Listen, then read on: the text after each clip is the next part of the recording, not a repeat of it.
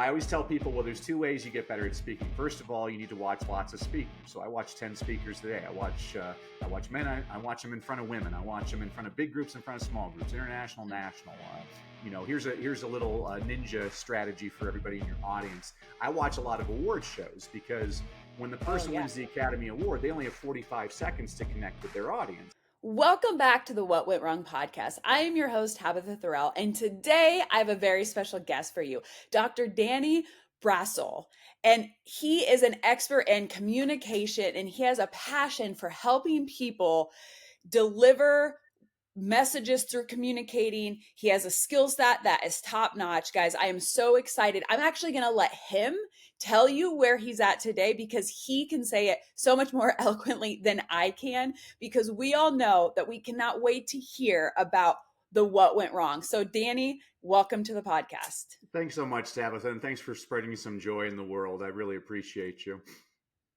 Yes, thank you. I guess I'll just dive right in. Yeah. So my mission is to bring joy back into education and the workplace. And as you said, I'm a communications expert. I've taught all age levels from preschoolers all the way up to rocket scientists. I can make that claim because I used to teach English as a second language to engineering students at the University of Southern California. And I always used to point out to the students that there's four aspects of communication. There's speaking, listening, reading, and writing. And so I've tried to create businesses around all of those. And so for writing, I've written 17 books. I'm writing number 18 right now. For reading, I have the world's top reading engagement program, which in just over 2 months shows parents how to get their kids to read more, read better, and most importantly, to love reading, because I find that schools do an adequate job of teaching kids how to read. But the question I always ask people is, well, what good is it teaching a kid how to read if they never want to read? I teach kids why to read, because I've never had to tell a kid, go turn on the TV. I've never had to tell a kid, go play a video game. And I never want to have to actually tell a kid, go read. I want them to choose to do it because they love to do it on their own. For speaking, I speak over 100 dates a year all over the world, primarily to schools, but also to corporations and to nonprofits. And then finally, the bulk of my business is I train entrepreneurs, executives, and small business owners how to create engaging, well-crafted presentations that get their audience to take the next step, whether that's to purchase their product or to donate to their cause or even to tithe to their church. So that's a very long answer to a short question, Tabitha. No, I love that. I love that because our listeners are parents. Most of our listeners are parents. And so I think just even what you said about the reading, it's like, I have a daughter that she struggled for so long, and getting, like you said, it's not just about getting them to read, it's about getting them to want to read. And so I think that's really important too. So thank you so much for that. And that's where you are today, but we all know that you didn't start there. And so our audience is eager to know, but on this journey, what went wrong? What went wrong? Well, I've had plenty of, I actually wrote an essay on this once trying to get into university. And I always say the biggest failures in my life turned out to be the biggest blessings. So we'll focus on one big failure, which really started off my entrepreneurial adventure. Was in 2005, my wife and I attended a real estate seminar one weekend, and we purchased 10 homes, and it turned out to be a huge scam. And we lost everything. And I could focus on all the negatives, but I'm an optimistic person. I look at the positives. And so among the positives, first of all, my wife is my life mate. We went through hell and back, and she stuck by me. Second of all, I no longer treat money as the end of all things, because I realize you can lose that in a second. Third, I became a Christian, which I'm not proud of it, but the more I read the Bible, I'm not the first screw up to find Jesus. Fourth, I try not to judge other people now, because if I was somebody who had looked at what I had done, I would have said, well, you deserve that. But now I realize if you don't really know everything about a person, you don't know anything about a person. Yes. And then fifth, and this was what really spurred my entrepreneurial journey, was my accountant told me I was going to have to file for bankruptcy, which I did not want to do. Eventually, I had to do it because of a place called North Cuba, also known as Florida, because the laws in that state are ridiculous. But he said, well, if you don't want to file bankruptcy this year, you have to make this much more money. Well, I was a university professor at the time, and so I started speaking on the side. and I hit that number right on the number. Well, the next year, Tabitha, he gave me a much higher number, and I hit that number right on the number.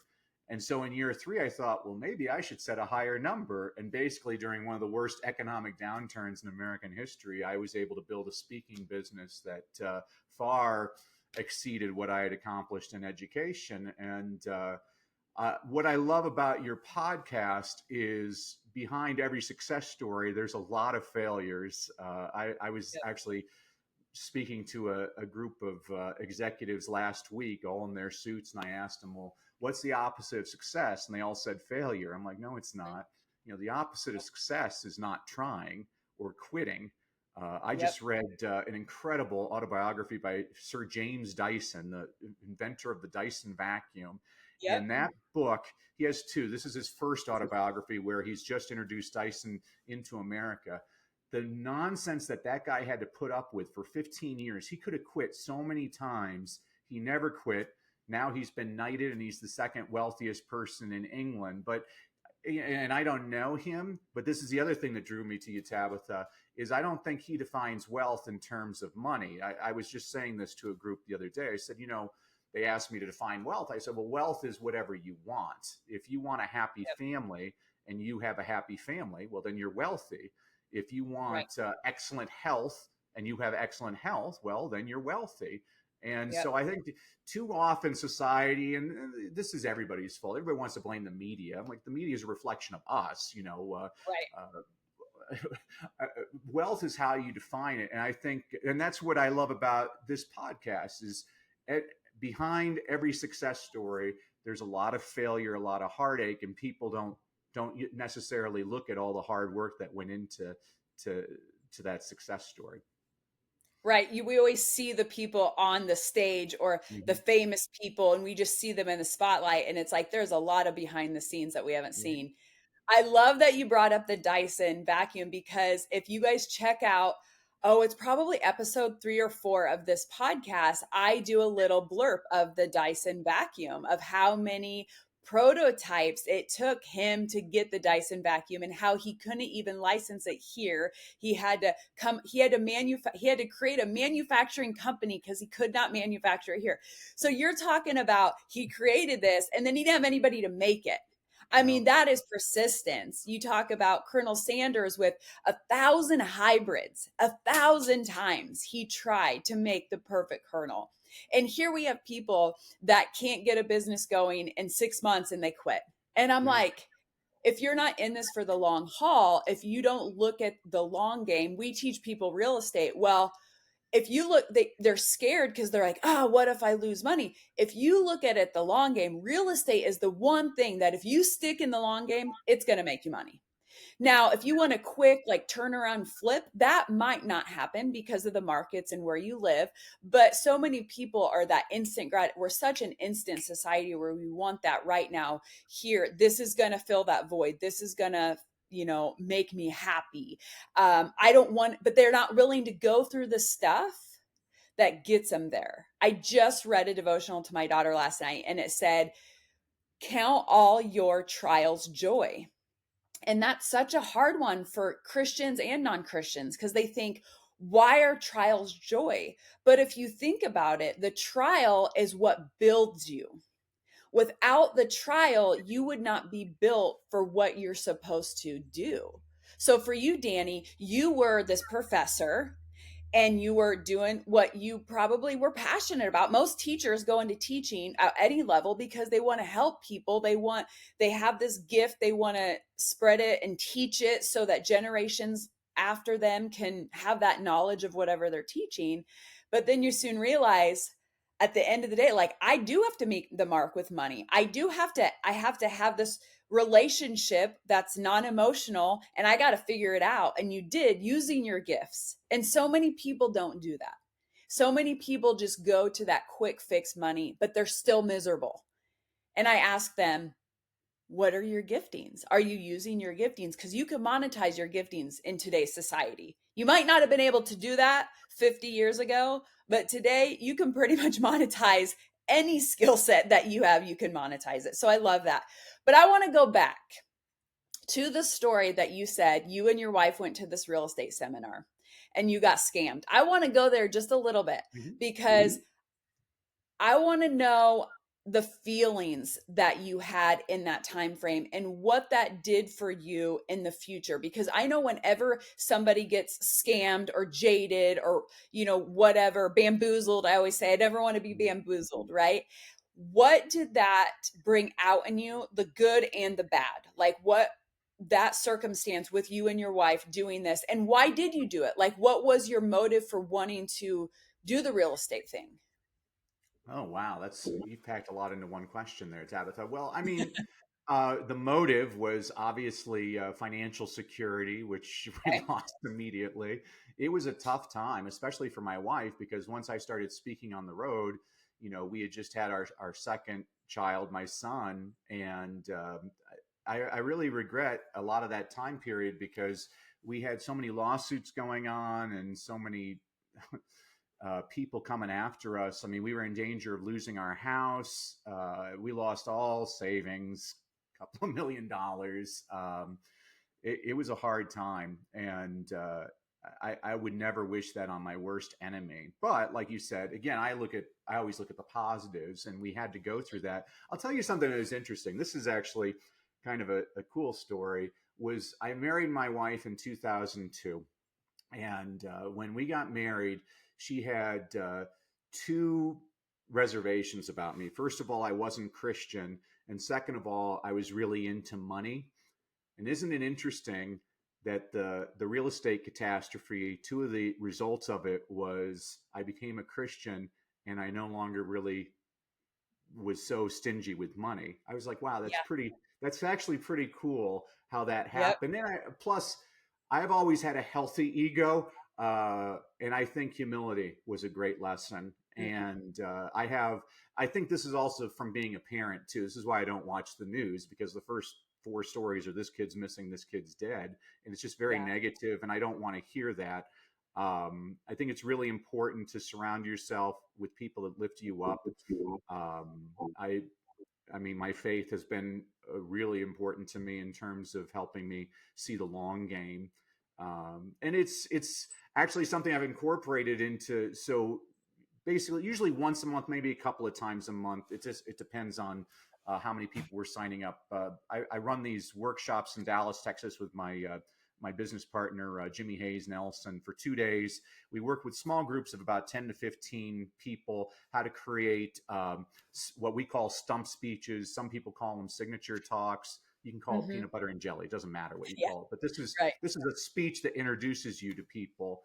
And one of the things you were saying that I agree with, it's really actually the top thing that I teach people is the best advice I can give you when you're crafting a speech is don't tell people about your successes. Tell them about your failures, because not everybody in your audience has succeeded, but they've all failed. And the more you talk about your failures, they're gonna feel this kinship with you, and they're gonna be like, well, we said this when we were talking before we went on air, is wow, if that person screwed up a lot more than I've ever screwed up. If they can do it, I can do it. And Right. that's what this podcast is all about, is to, you know, it's really one of the things that distinguishes me from a lot of these speaking people. And I have no problem with people going into their darkest days, but what's really important to me is you have to show the hope aspect. I mean, Right. it's very important to me. I like to add humor to everything I talk about. And so Good. there's three reasons why I do that. First of all, the world just survived a global pandemic. Everybody's had a lot of negative stuff happen to them. Yep. I think we need more hopeful speeches. We don't need sad speeches. Second of all, I have a friend, and the stump speech he created is about how his daughter was murdered in a school shooting. Tabitha, you have to be a lot stronger than me to talk about the worst day of your life over 1,000 Yes. times a year. I have no idea how he does that. I would never want to do that. Third, this is where Yeah. people get angry with me. I'm a little bit controversial on this. Third, when I go on a stage, I have one objective. I want you to leave feeling better than when you came in. I want you smiling. I want you laughing. I Yeah. want you feeling good about yourself. I can tell the same joke again and again. And there's something admirable about the goal of getting people to feel better about themselves. I think these people that love to sit there and give their sad talk again and again, By the Mhm. 20th time they've delivered that talk, those are now crocodile tears, and now you're being manipulative. And I'm not Right. saying it's not an effective sales approach. It's a very effective sales approach, but Yes. I don't want to feel like I have to take a shower after I listen to a person. And Right. there's some of these predators out there that they prey on people that are weak, on immigrants, or on people that have been struggling Yep. with their businesses. And I really resent that. I think that we have a responsibility to be better than that. And so that's what this show is about. Your podcast is all about, yes, you've had that dark moment, but we had the act three, the American happy ending. I mean, this is why I watch American movies. I can't stand French movies because if Julia, Yep. if Julia Roberts dies in the middle of a movie, I know by the end of the movie they're going to resuscitate her and she'll be Right. alive. In France, if they shoot her, I'm like, oh my gosh, I think she's dead. And it's like, I'm so depressed after. I don't want to be depressed. Life's too No. short. I mean, life itself can be depressing. I need my movies to Right. be uplifting. I need my speeches to Yes. be uplifting. I need my podcast to be uplifting. So that's what I Yes. appreciate about you. Yeah, and I agree 100%. There's a time and a place for a sad story. People, um, I've been on 50 podcasts this year, and about 4 or 5 of them had asked me about my mom or my sister who have passed away. And although I know for that audience and that podcast, it was relative because it was about grief or loss. And so people who tune into that.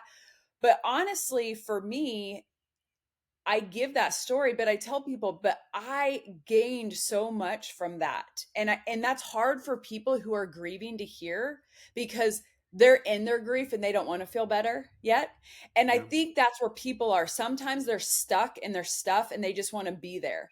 But I'm like you. I want to bring people out of it. I want to bring them a smile. I want to bring up their energy when they listen to this podcast. I just want the tonality even just to be like, yeah, I want to go. I want to do this. I interviewed a guy, I think it was my last interview, and he's like, yeah, I just want to go do stuff now. Like after doing this like, that energy of, Mm-hmm. like you said, hope and positivity. And so I know that you went through that with your wife and losing millions. And, that was a dark time. But I look at where you are today and I'm like, wow, look at everything that you have seen. And I am a Christian, so I look at that and I think, good job, God. Like you always know, He always knows what to do to break us at the end of the day because we need Yeah. Him. I mean, and there might be non believers on here. Most of mine, I think, are believers, but it's like we have to rely on Him for everything. I have goals of financial abundance,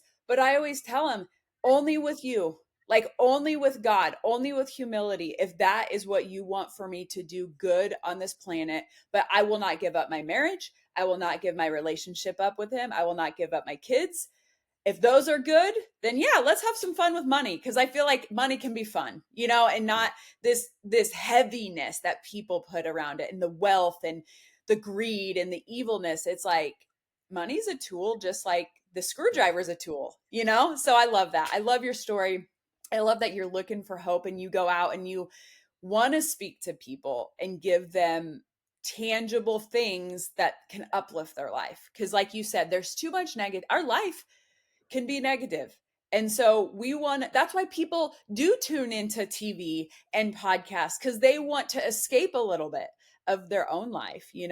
So what would you say to the audience? I mean, you've given great insights on just, if you want to be a speaker, I know we have podcasters that listen to this, but what's something that you can give that entrepreneur that, maybe they are going through a tough time. Maybe they did have to file for bankruptcy or they Mm-hmm. just lost their shirt in this, or they know they should go into a deal, but maybe they're scared and they hear your story and think, oh no, he lost millions. Like, I don't want to lose millions, so I'm not going to do it. Right. Because that can have the negative effect. And we've had those situations with my husband and I always tell people, don't not do it because of our failure. Just look at it with more wisdom. Mm-hmm. So, but what would you share with the audience on that? Well, first of all, I hope you have some non-believers listening to you because I was a non-believer, and I've figured out that there's two types of Christians. There's the guys that grow the long beards and drive the Jesus van, which I was never interested in, and Right. then there's the guys more like a Joel Osteen that are providing a hopeful Yep. message. And I know a lot of people think Joel's controversial, but I made the point to my pastor. I'm like, Joel did something amazing. He got me into the building. It's now my choice to read Yep. the book and to interpret it myself, which is very important. And that's what I hope that you're building. It's really easy to just talk to believers. Oh I yeah. had a when I lived in LA, my pastor had a saying. He's like, "Well, anybody can be a Christian in Nashville." It's It true. made me laugh because I'm like, "That's right." I mean, it's actually been one of my themes this year. Is I'm trying to make my Christianity a verb instead of a noun. I see a lot of people that say Yes. they're Christians and they don't act very Christ-like. Yep. And Yep. that's what I love about this podcast is you're offering hope to a lot of these people. I'll give you a story. So actually, most of the people I work with aren't speakers. They're people that are business people trying to get more clients. And Yep. so on the second day of our workshop, I help people put together their offer. And so the example I love to use, and your results may vary, but I had this guy Gustavo who should be president of the United States. He came to America 30 years ago, didn't speak a word of English, worked every menial job, saved up every penny, kept on investing in real estate. Well, now he's worth like $30 million. And so he now has a 4-month coaching program where he coaches people through real estate for $40,000. Tabitha, that is a high offer. I'm like, wow. Well, I always tell people, well, there's 2 ways you get better at speaking. First of all, you need to watch lots of speakers. So I watch 10 speakers a day. I watch men. I watch them in front of women. I watch them in front of big groups, in front of small groups, international, national. Here's a little ninja strategy for everybody in your audience. I watch a lot of award shows because when the Oh person yeah. wins the Academy Award, they only have 45 seconds to connect with their audience. Now, most people just waste their time. They're like, I want to thank God. I want to thank the Academy. It's just stupid. But every now and Right. then a person delivers a meaningful message that connects with the Uh-huh. audience. So the example I've been giving was a couple of years ago, there was this guy named Joe Walker, British gentleman, who won for best film editing. Well, this is Hollywood. This is all the important people in the audience, all these actors and actresses. They're not going to pay attention to film editing. And he gets up there, he speaks very slowly as he's holding the Academy Award, and he says, a lot of people don't know this, but when phrased properly, the term Academy Award nominee can be used as an insult. Well, now the camera pans the audience, and you see people leaning in to hear what he's going to say next. And he says, for example, yesterday I got in an argument with my 17-year-old daughter, and she said, well, Academy Award nominee Joe Walker. All of a sudden, you see everybody laughing. When he got off stage, Sandra Bullock wanted to meet him, Brad Pitt wanted to meet him, Yep. Denzel Washington wanted to meet him. Time magazine said it was one of the highlights of the ceremony. That's the power of connecting within 45 seconds, which Yes. I love that. Getting back to Gustavo, the second way you get better at speaking is one of my mentors was a guy named Jim Rohn. And Jim used to say, you can't pay other people to do your push-ups, meaning you got to practice. And so everybody I work with, I say, you know what? Tonight, I want you going on a Facebook Live, and you'll have maybe one person show up, and you're going to stink. And tomorrow, I want you to go on Facebook Live again. You'll have 3 people, and you'll stink, but you'll stink a little bit less. And the more you get same thing with you with this podcast, Tabitha. The first couple of episodes, you weren't in your flow. But now it's old school. It's kind of like my youngest daughter. I'm teaching her how to drive, and every time we get in the car, she adjusts her mirrors. She's got her hands at 10 o'clock, 2 o'clock. I guarantee you, Tabitha, in a year, she'll be driving with one hand on the wheel, applying makeup, eating a Big Mac, listening to the radio. It's crazy. So Yes.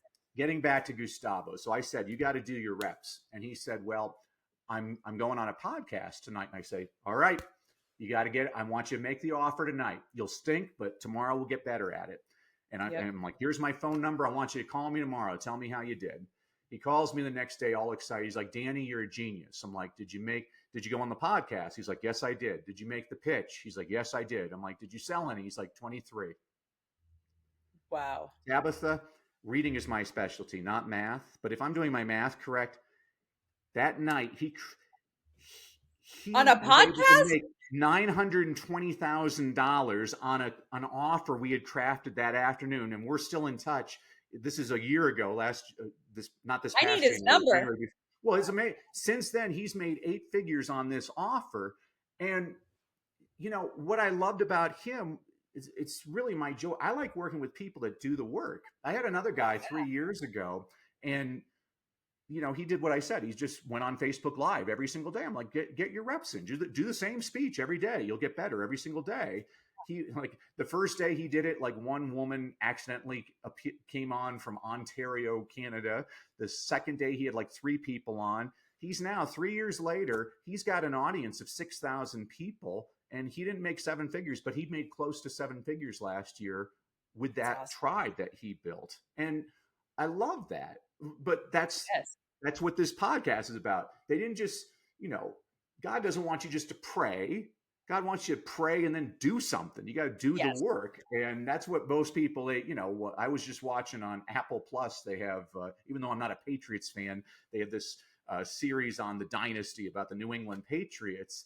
And there's a statement in there that they say everybody wants to win the Super Bowl, but most people won't do the work. They don't see that Tom Brady would watch film until 4 in the morning and, I mean, work out and spend so much time away from family, and just people don't look at that. They just look at the championships. And that's why this podcast, you're doing a service, is people need to see, the person without the makeup. Right. You've done the reps. Like, you did the thing when you were going into bankruptcy, when you lost all the money, you went on the road and you made that sacrifice, and you and your wife, I'm sure, had an agreement, and I'm sure that you fought, and I'm sure there was turmoil during that. But at the end of the day, you're on the same page, because me and my husband, the same way. We've built this. We have 5 kids. We've been married 17 years.